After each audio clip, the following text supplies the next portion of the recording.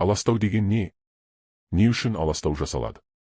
Аластау жасау Аллаға серік қосу болып табыла ма?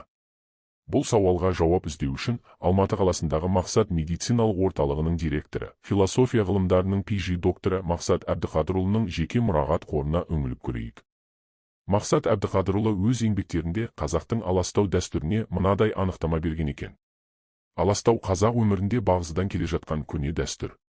Бесікті аластау арқылы бесіктегі жағымсыз ауаны, улы жәндіктерді аластайды. Балаға тыныш, алаңсыз ұйықтайтын орта жаратады.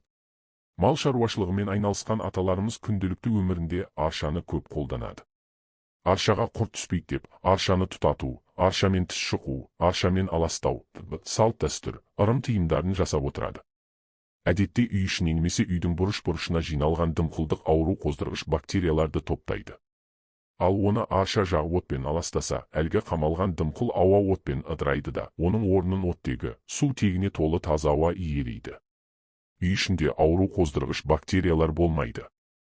Шаңырақтан түсетін күн нұрының үйдің ішін аралап шығуы, іргені ашып үйдің ауасын тазартуы сынды амалдар да әне сондай үй ішін тап-таза ауамен қамтудың негізін қалайды.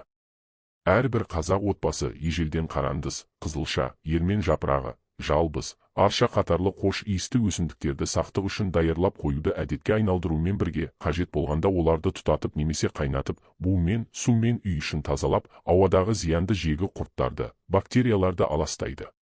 Отпен аластау, аршамен аластау, адыраспанмен аластау болсын барлығы да теріс энергия, залалды құрттарды, бактерияларды жоюға арналғандықтан ол діни мінәжат немесе ырым-тыйым емес, ғылыми, медициналық негізі бар пайдалы дәстүр саналады.